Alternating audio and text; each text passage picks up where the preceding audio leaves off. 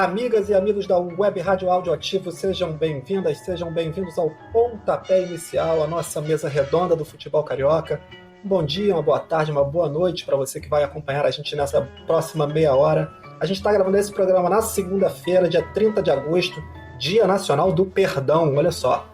Pensa aí para quantos jogadores do seu time você já teve que pedir perdão depois de esculhambar o sujeito no estádio ou nas redes sociais.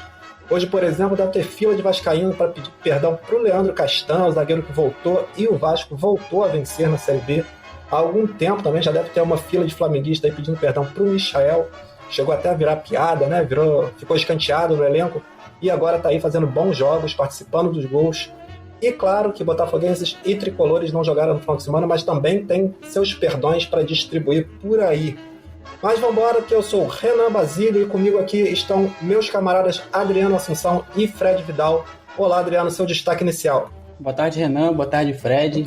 E torcida do Flamengo. Quero todo mundo pedindo perdão pro César Martins, depois daquela defesa que ele fez. Uma belíssima defesa. Uma semana muito boa para todos os times cariocas e vamos que vamos. Vamos exercitar o perdão, isso aí. Fred, como foi ver o seu ídolo máximo no esporte, o meia Edenilson, convocado para a seleção brasileira? Fala, Renan. Fala, Adriano. Bom dia, ouvinte. Já que é o dia do perdão, vou pedir perdão ao senhor Adenor, o Tite, que finalmente levou o meu Edenilson para a seleção. Eu já reclamei muito disso do Tite, então perdão, Tite. Agora você acertou. É isso. Parabéns, então, pela sua campanha de mobilização aí, que certamente pesou nessa convocação.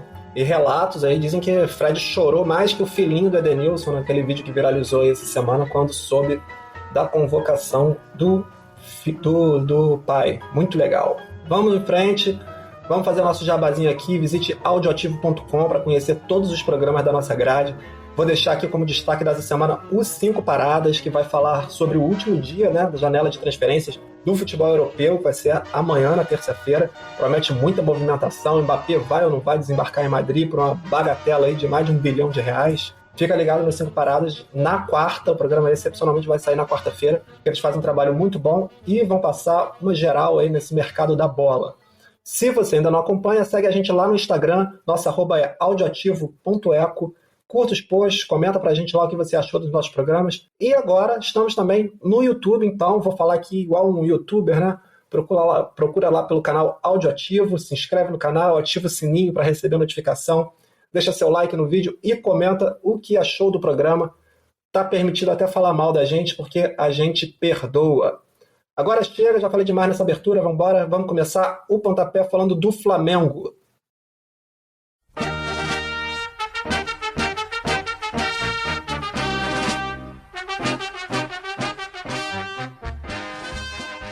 O rubro-negro foi até a Vila Belmiro e passou por cima do Santos, 4-0 fora o baile, com direito à tripleta do Gabigol e gol do estreante Andréas Pereira. Jogo animado na noite de sábado, além dos 3 gols, o Gabriel saiu bravo com os diretores e convidados lá do Santos, não gostou do que ouviu nas arquibancadas e não deixou barato, também provocou bastante nas comemorações. Como diz o Luxemburgo, pertence ao futebol, uma provocação, né? Uma marrinha de vez em quando. Quando não descamba para violência, para coisa feia, é legal. Bota uma pimenta boa no jogo. Adriano, fala pra gente o que você viu do Flamengo nessa goleada em cima do Santos. Então, Renan, foi mais uma boa vitória do Flamengo, que ao mesmo tempo se aproveita do embalo depois da goleada contra o Grêmio na Copa do Brasil, de 4-0, né? E se recupera do tropeço no empate enfrentando o Ceará na última rodada do Brasileirão. O placar de 4-0 em si é um resultado que o torcedor já está até ficando acostumado, né? Já não causa mais tanto impacto assim nessa era do Mister Renato Gaúcho. E é um placar, de certa forma, merecido, muito mais pelo segundo tempo do que pelo primeiro. Até os primeiros 45 minutos, mesmo com pressão do Flamengo, o empate ele insistia no jogo. Inclusive, fugindo um pouco da pauta, o João Paulo, o goleiro santista, sofreu 4 gols, mas se não fosse ele, poderia ter sido 5, 6, 7, o quanto você quiser a 0. Ele é um dos maiores destaques do Santos na temporada, e outro também que fez um bom primeiro tempo foi o Gabriel Pirani, que infelizmente acabou se tornando um pouco vilão no final do jogo, mas a gente já vai chegar lá. Ele sempre participou bastante das jogadas perigosas do Peixe, que propôs o jogo até o intervalo, não ficou olhando só o Flamengo jogar, ele jogou de igual para igual o Santos. Foi uma boa partida no primeiro tempo. Eu acho que o Mengão tava se acostumando ainda, né, a ficar sem o Bruno Henrique no ataque. Ele não jogou por causa de uma lesão na coxa direita e deu lugar pro Michael. E por mais que o Michael esteja em uma boa fase, com o Bruno Henrique o Flamengo joga bem diferente, né? Não por demérito do Michael, mas é por uma questão de características básicas. Com o Bruno Henrique, o Flamengo consegue aproveitar melhor essas bolas aéreas que sempre são muito utilizadas, né? Ele finaliza bem melhor e por muitas vezes ele joga do lado do Gabriel como se fosse um atacante mesmo, né? Como se fosse um segundo atacante. E o Michael não pode fazer isso. O Michael, ele é um jogador de beirada de campo e ponto, de drible, criador de jogadas, e ele é muito bom nesse 1 contra 1. Mas novamente, são jogadores extremamente diferentes. Só que no segundo tempo foi completamente o oposto do equilíbrio, né? E o Santos, ele desandou completamente. E após os insultos direcionados ao Gabigol, né, por convidados do Santos na arquibancada, que, diga-se de passagem, é um papel um pouco ridículo que acontece no futebol brasileiro, de convidados e dirigentes, né, no meio da pandemia, ficarem agindo como torcida, né, xingando e provocando os jogadores. O próprio Marcos Braz, né, ele é mestre em fazer isso. Ele aparentemente ele não é dirigente, né, ele é membro da Urubuzada. Só que após todas essas provocações, o Gabigol respondeu com futebol e gols. O Flamengo ele abriu o placar com o próprio Gabigol de pênalti, logo no começo da segunda etapa. Um pênalti um pouco polêmico, sim. Eu acho que não foi pênalti. Acho que o Michel deu uma boa valorizada depois daquele puxão que ele sofreu no ombro. Mas mesmo assim, nada que mudasse o rumo do Santos na partida, já que fez um segundo tempo bem ruim e tem, convenhamos, um elenco bem fraquinho. O segundo gol veio de novo com o Michael, ele jogando pelas pontas e do jeito que tem que ser. Após o bom contra-ataque com o Mateuzinho e o Thiago Maia, que entraram muito bem. Um ótimo pro Thiago Maia, né, que precisa desses minutos depois da sua lesão. E após esse ataque, o Michel deixou o Gabigol sem goleiro para finalizar. Segundo gol dele na partida. E o terceiro gol do Flamengo e do Gabigol veio após um rebote do João Paulo, depois da tentativa do próprio Mateuzinho de fora da área, deixando o jogo muito mais do que decidido. Até aí estava ótimo, 3-0 para o Flamengo, uma vitória muito bem encaminhada, mas uma coisa podia acontecer para ficar perfeito. E aconteceu. Aos 81 minutos de jogo, 36 do segundo tempo, o Andrés Pereira fez a sua estreia com a camisa do Flamengo, entrando no lugar do próprio Arrascaeta, que a gente até cogitou em programas anteriores se eles podiam coexistir, se um seria a reserva do outro. E mesmo com um pouco mais de 10 minutos em campo, foi um início muito animador do belga brasileiro, que estava bem atento e recebeu um presente do Gabriel Pirani. Aquele que eu falei que fez um bom primeiro tempo, esquece. O segundo tempo dele, assim como da maioria dos jogadores do Santos, menos do goleiro de João Paulo, foi horroroso, né? Ele deu uma verdadeira assistência para o Andrés Pereira quando tentou recuar a bola para o goleirão, ajudando o estreante do Flamengo a marcar seu primeiro gol com a camisa rubro-negra. O Andrés Pereira, que tem um cachorro que se chama Zico, diga-se de passagem. No final, 4-0 Flamengo e uma noite especial do Gabigol, que não só pediu música no Fantástico, mas também fez uma música pro Fantástico, mas isso aí a gente fala depois. E Renan, também eu queria ressaltar que eu gostei muito da estreia do Andrés Pereira. Ele jogou 15 minutos, então não teve muito contato com a bola, mas pra mim chamou muita atenção. Ele teve uma ótima movimentação para dar opção de passe, e um exemplo muito bom disso, na jogada que ele tenta um passe de letra, que o Michel tá com a bola na ponta esquerda, ele abre com uma opção atrás, recebe o passe, já dá um drible curto e aí tenta a letra, que deu errado. Mas foi uma movimentação excelente e eu acho que isso pode ajudar bastante na criação do Flamengo. O gol não foi uma chance criada, né? Foi uma chance achada. Ele finalizou muito bem, deslocou o João Paulo. E para terminar, o João Paulo tem um dos melhores apelidos futebolísticos, que a torcida do Santos chama ele de Papa João Paulo Seguro. O Flamengo, com a vitória, é o quinto colocado, tem 31 pontos em 16 jogos. Com 2 jogos a menos, está a 8 pontos de distância do líder Atlético Mineiro, que empatou nessa rodada. Vamos em frente. O Gabriel, como vocês falaram, certamente ainda tem muita história para escrever pelo Fla, né? E esse fim de semana foi curioso, né? Ele chegou aos 97 gols com a camisa do Flamengo, passou o Sávio, né? Ídolo do time dos anos 90. Essa temporada são 27 jogos e 27 gols, uma média aí impressionante. E foi curioso esse fim de semana, como o Adriano falou, que ele fez os 3 gols, pediu a música no Fantástico, e a música dele, né? Um trap chamado Sei Lá, em parceria com o Shoji. E daí eu fui pesquisar outros jogadores que se aventuraram no meio da música, né? O Pelé já gravou música com a Elis Regina. É muito interessante como tem muitos jogadores ligados ao Flamengo que se arriscaram aí nesse meio musical, né? O Júnior com o Voa Canarinho, lá em 82. O Marcelinho Carioca, que teve, além do grupo de pagode gospel Divina Inspiração, junto com o volante Amaral, teve agora também uma participação, a gente pode dizer assim, inusitada no The Masked Singer na Globo, né, vestido como uma cenoura, um coqueiro. E teve também recentemente o Ronaldinho Gaúcho gravando a canção Protesto Garra, que paralisou o Brasil junto com o Jorge Versilo. Então, eu pergunto para vocês, fora de campo, a questão aqui não é futebol, não quero saber de bola, com o microfone, quem é maior, Gabigol ou Ronaldinho? Olha, Renan, o Ronaldinho já tem uma carreira consolidada. Tem essa música com o Jorge Vercillo, onde ele critica quem lesa escolas e hospitais, dizendo que eles vão se ver com São Jorge. Por que isso não é um marco no futebol brasileiro, eu não sei. Mas ele também tem uma parceria com Wesley Safadão na música Solteiro de Novo, que conta com mais de 160 milhões de visualizações no YouTube. Tem música com o Dennis DJ também. Já o Gabigol ele começou agora, lançou sua primeira música ontem, ele faz aniversário hoje, o lançamento estava programado para hoje, mas seu pedido musical fez com que o Papatinho liberasse a música para ser lançada no Fantástico. Isso é um ponto a favor do Gabigol, lançar sua primeira música no Fantástico. Mas falando sobre a música, é um trap, subgênero criado nos Estados Unidos que tem suas raízes no rap, e as letras costumam falar sobre uma vida extravagante do cantor, sobre dinheiro, carro, amor, mais ou menos amor. E é isso que o Gabigol faz. Ele diz: é que eu sou o dono da festa, faço uma party com as bipeladas. Dinheiro eu tô jogando pro alto, só porque minha conta tá lotada. Tudo que eu faço é claro que é pi, é por isso que os bicos se incomodam. Ando trajado e tô sempre na moda. Se eu tô em campo, é certo a sua derrota. Enfim, meu veredito, Renan.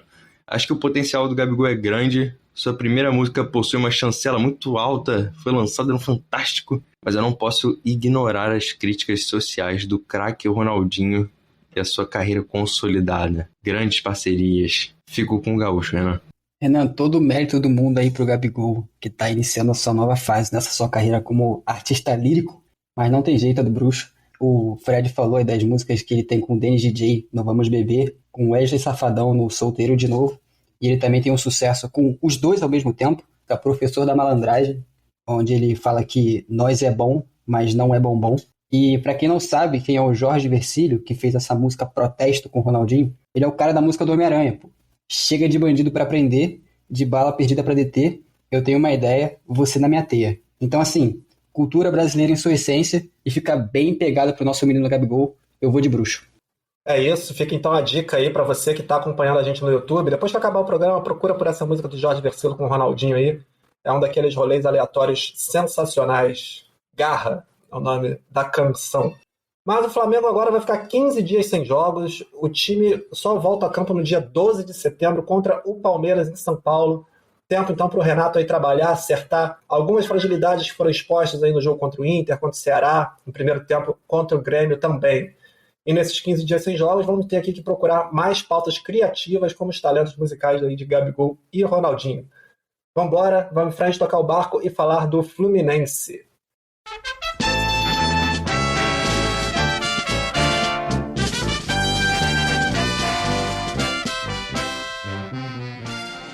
A gente comentou aqui no começo do mês que agosto ia ser um mês complicado para o Tricolor, né? A maratona de jogos decisivos contra adversários fortes. E o Fluminense hoje fecha esse mês, que foi muito complicado dentro e fora de campo.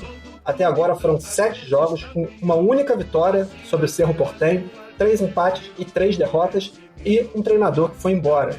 Quando a gente olha para o brasileiro, além do mês de agosto, o Flu não vence um jogo desde o dia 10 de julho, quando bateu o Sport por 2-1 no Recife.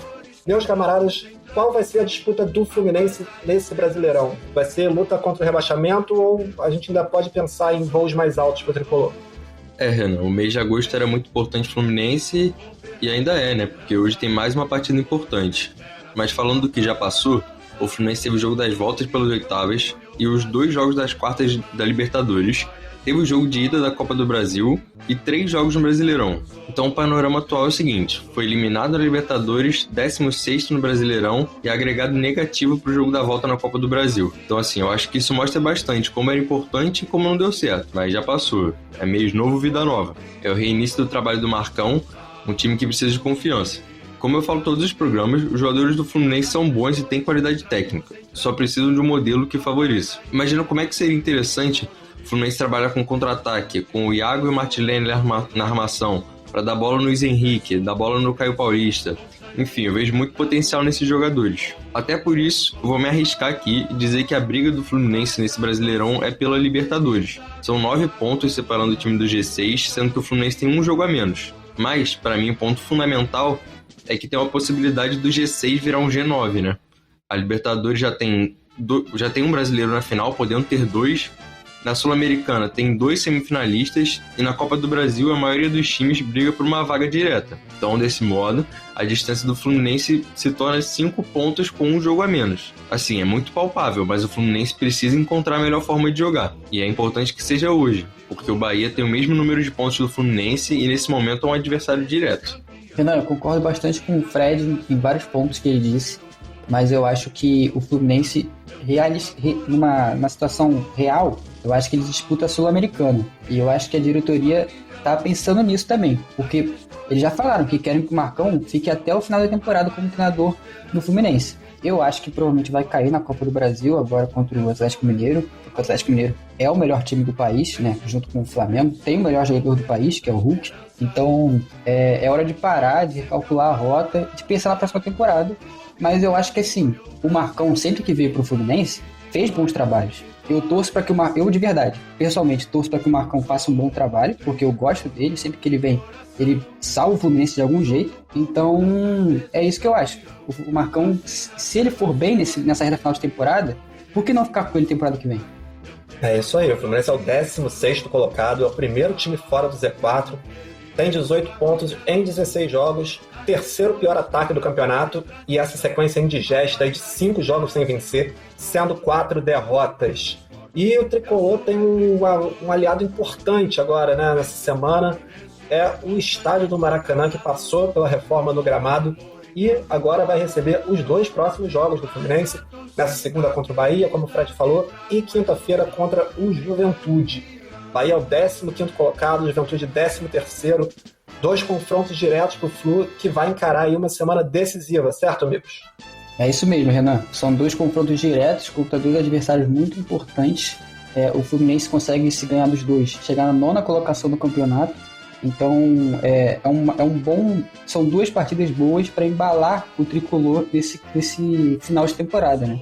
Agora, se não pontuar decentemente, vai complicar bastante, porque são adversários que são de certa forma tranquilos. E dependeria muito de segundo turno muito bem executado e até diferente para não ter problemas sérios nesse final de temporada. E no meio dessa crise, né, o Marcão chegou, já assumiu como um bombeiro e pegou logo 2 jogos contra o Galo, uma pedreira, né, empatou um pelo Brasileiro, perdeu o outro pela Copa do Brasil. Mas, apesar do pouco tempo de trabalho dos jogos, esses jogos contra o Galo, num contexto bem específico, vocês acham que já foi possível identificar alguma mudança no time do Marcão, ou agora, a partir desses 2 jogos contra adversários mais acessíveis, que a gente vai conseguir notar de fato o trabalho do treinador?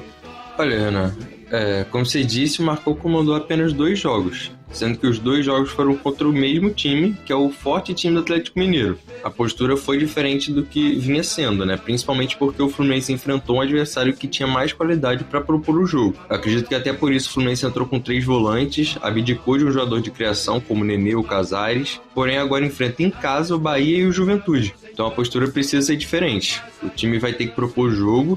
E aí eu quero ver como está o trabalho do Marcão. A gente reclamava bastante da criação de jogadas do Fluminense quando o Roger Machado comandava. Então é um ponto fundamental que o Marcão precisa mostrar a evolução. E essa sequência é muito importante, né? Lembrando que depois do Bahia e Juventude ainda pega a Chape. É fora de casa, mas a Chape ainda não tem nenhuma vitória no Brasileirão. Verdade, sequência fundamental para as pretensões do Fluminense. Acho que depois desses 3 jogos a gente vai ter uma clareza aí do que o Fluminense vai estar de fato brigando no campeonato. Fluminense e Bahia jogam hoje, na segunda-feira, às 19 horas, no Maracanã. Vamos seguir no nosso roteiro, vamos agora falar do Vasco da Gama.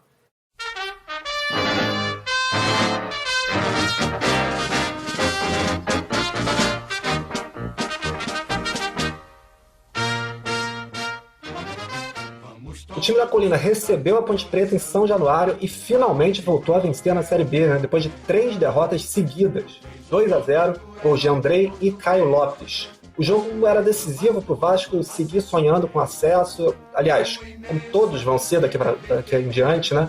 Era decisivo o jogo também para a sequência do trabalho do Lisca. E o time encarou bem, controlou o jogo, ganhou como se esperava. Fred, conta pra gente como você viu esse Vasco e Ponte Preta na tarde chuvosa de domingo. Bom, quando saiu a escalação, eu até comentei com um amigo meu que o Vasco não conseguia repetir a dupla de volantes. O último jogo foi o Rômulo com o Bruno Gomes, antes foi o Rômulo e Juninho, antes Rômulo e Andrei, e ontem foi André e Caio Lopes. E os dois fizeram gol e jogaram muito bem, o que é animador, né? Espero que o Lisca consiga repetir essa escalação. Penso que o Vasco vai crescer bastante quando o Lisca decidir quais são seus 11 titulares. É óbvio que ele não vai conseguir manter esses 11 todos os jogos, por causa de lesão, cansaço, suspensão, mas sabendo como você pode substituir para manter a mesma função, como você pode alternar o estilo de jogo, enfim, isso é fundamental. Voltando ao jogo, gostei bastante da partida do Vasco. A Ponte criou chance, mas foi mérito deles, mais do que qualquer outra coisa. A zaga do Vasco estava bem organizada. Eu não sou muito fã do Castan, mas achei que ele fez uma boa partida ao lado do regular Miranda, que é esse eu gosto muito. O Ricardo Graça no banco não me convence, mas eu entendo a importância que o Castan tem dentro e fora de campo. Ele é um líder e isso é muito importante na Série B, principalmente quando um time não está em boa fase. Já na parte ofensiva, partida muito boa para mim do Léo Jabá e do Gabriel Peck. Eles conseguiram construir boas jogadas. O Léo Jabá rouba a bola no início do ataque do lance do gol, do primeiro gol. O Cano sai da área para armar a jogada e o André aparece como elemento surpresa, camisa 9, para cabecear a bola tranquilamente pro gol. Foi uma jogadaça e também um ótimo cruzamento do Marquinhos Gabriel. Mas falando do Cano, ele continua sem fazer gol, se movimentou muito bem, parece estar incomodado com essa sequência ruim e tomara que volte a fazer seus gols logo, né? É muito importante, principalmente agora que o Vasco tem conseguido construir boas jogadas. E falando do segundo gol, acho que o Caio Lopes teve sorte. A bola desviou e atrapalhou o Ivan. Mas mérito total do Caio. Ele é muito bom jogador, sobrava na base, não começou tão bem no profissional, mas agora tá indo bem.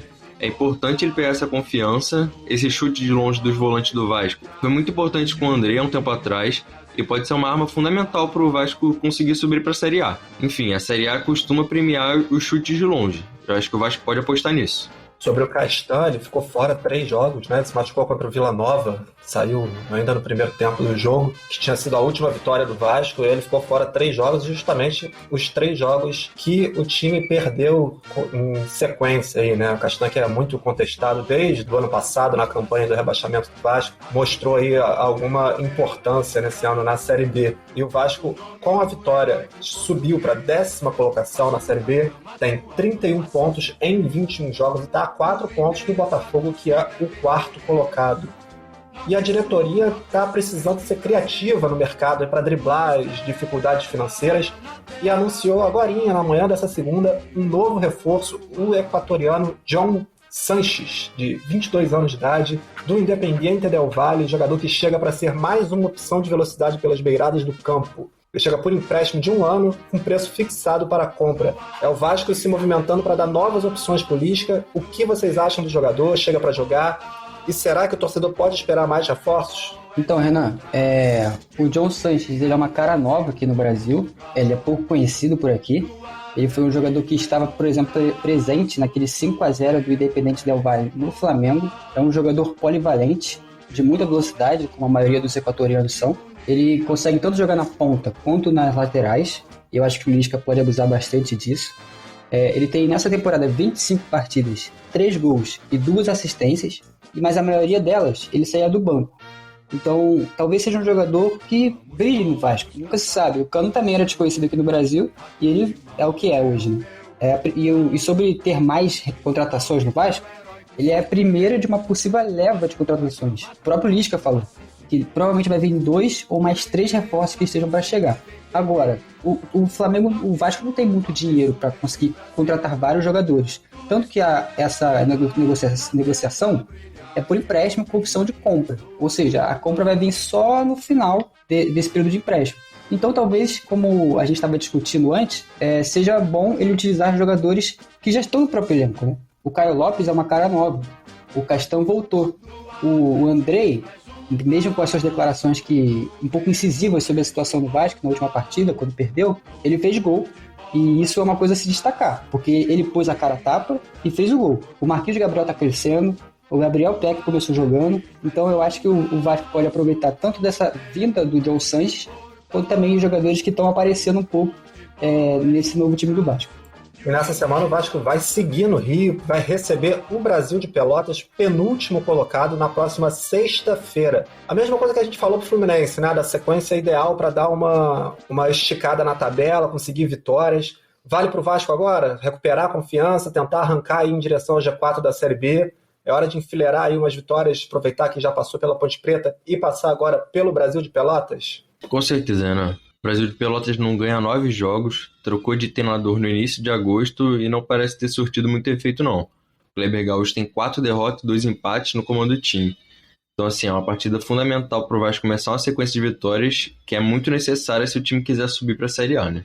Vasco e Brasil de Pelotas vão jogar em São Januário, sexta-feira, às 19 horas. E vamos encaminhar para o final, mas não sem antes, é claro, bater uma bolinha sobre o Botafogo.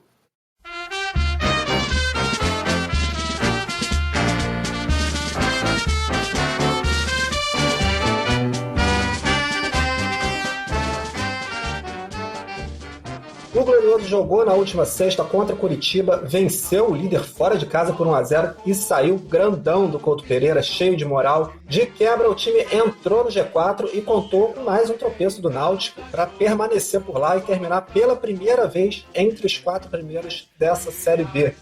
Meus amigos, o Botafogo chegou para ficar no G4 ou vocês ainda preveem alguma instabilidade no caminho? Então, semana passada, eu lembro que a gente fez aquela nossa brincadeira de falar quais times subiriam da Série B para a Série A.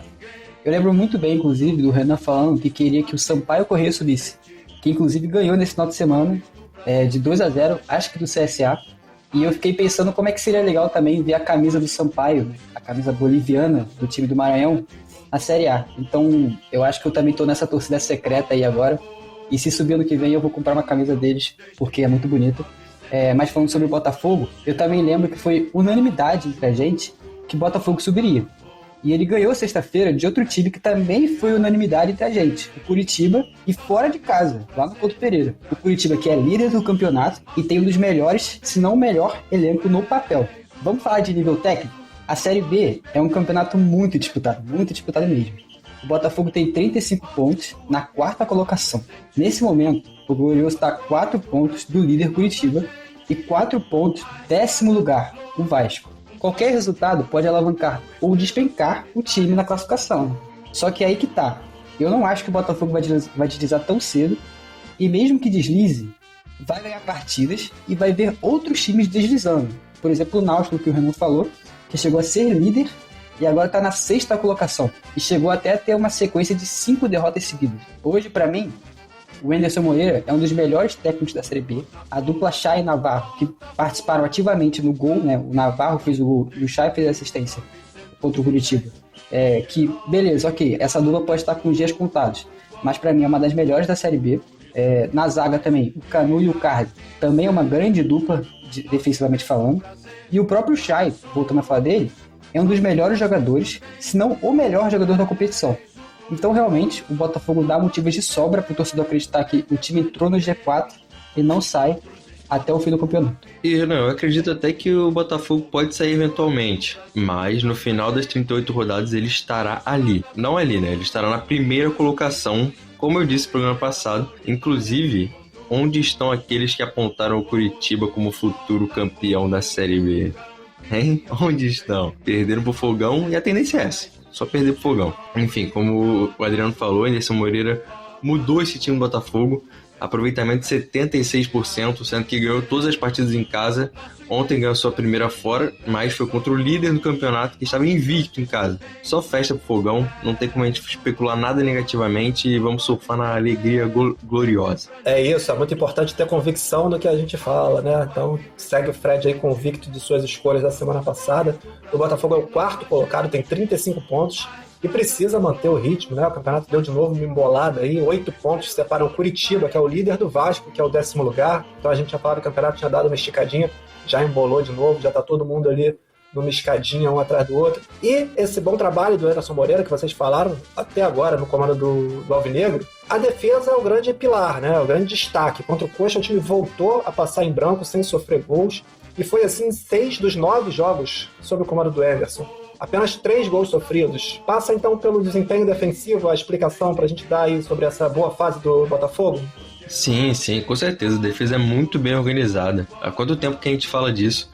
E quem entra também entra bem. Isso aí é dedo do técnico. Enfim, o Carly entrou muito bem. Tanto o Jonathan quanto o Hugo estão bem na lateral esquerda. O Canu é craque, reencontrou seu bom futebol. Daniel Borges me encanta. O cara é muito regular, sempre fazendo simples. E pra mim é um ótimo jogador, principalmente pra Série B. E aí, em partidas como essa do Curitiba, né, que a gente vê que a defesa é fundamental nessa sequência do Botafogo. E foi um placar magro, e se tiver, como eu falei antes, um deslize, um empate, se ele perde 2 pontos, pode ser fundamental, né? E o Carly tem uma coisa com ele que é até, às vezes, subestimada, que é a liderança. Ele é um jogador que lidera muito bem o time. Então, méritos totais para o Henderson, que fez o Botafogo ganhar esse ânimo no campeonato, e tem esse destaque positivo demais, que é a sua defesa. E nessa segunda, o jornalista Thiago Franklin informou que faltam apenas trâmites burocráticos para a assinatura do contrato do Chay até 2024, a compra em definitiva aí do Botafogo de 50% dos direitos do jogador. O Chay tem 18 jogos, 8 gols e 3 assistências com a camisa alvinegra. Ele mesmo admitiu uma queda de rendimento aí nos últimos jogos, mas com certeza ainda pode ajudar muito o Botafogo, que só joga no próximo sábado contra o Remo no Baianão, e vai ser certamente assunto dos nossos colegas na próxima edição do Pontapé. Então, a gente fecha por aqui, vamos colocar um ponto final no pontapé inicial, trazendo, é claro, aquela rodada final de informações. O Volta Redonda joga na noite dessa segunda contra o Santa Cruz, lá no Recife, lá no Mundão do Arruda, jogo importante, Voltaço que luta por uma vaga entre os 4 que se classificam para a segunda fase, enquanto o Santa Cruz tenta desesperadamente fugir da queda para a Série D. E na Série D, estamos a uma rodada do final da primeira fase e a situação no grupo dos times do Rio é a seguinte, o grupo A7. Tirando a Portuguesa e o Santo André, que já garantiram a classificação, todos os outros times do grupo ainda podem conquistar as outras 2 vagas.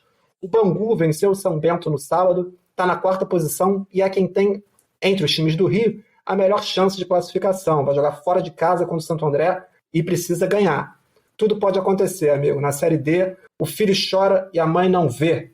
Vale a pena ficar de olho nessa última rodada que vai acontecer no sábado às 15 horas. E para terminar, a gente não pode deixar passar batida a lamentável nota do Brusque respondendo às acusações de racismo que nesse último sábado o jogador Celcinho do Londrina fez contra membros da diretoria do time catarinense no jogo entre as 2 equipes.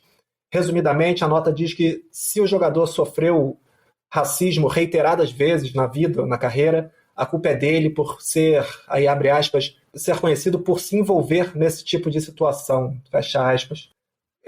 Sinceramente, é até difícil comentar um absurdo desse sem perder a compostura, mas vou deixar como dica que todos sigam o Observatório da Discriminação Racial no Futebol e o trabalho do criador, que é o Marcelo Carvalho. Quem sabe se a gente se educar, aprender, compartilhar e dar voz a pessoas, a mulheres e homens negros, talvez a gente não tenha que ler absurdos desse tipo como essa nota do Brusque no futuro, e a luta contra o racismo tem que ser de todos nós. Adriano Assunção, até a próxima, meu querido. Até a próxima, Renan. Até a próxima, Fred. Não se esqueçam, ouvintes, de acompanhar a gente lá no YouTube, que o canal está começando agora. Um abraço para todos. Fred Vidal, até. Até, Renan. Até, Adriano. Até, querido ouvinte. E vamos aí voltar semana que vem para analisar essa estreia do Edenilson na seleção brasileira. Vai prometer, hein? Programa semana que vem promete. Muito obrigado a você que nos acompanhou até aqui. Agradeço também ao nosso coordenador, o professor Gabriel Colares. Valeu, um abraço e até breve.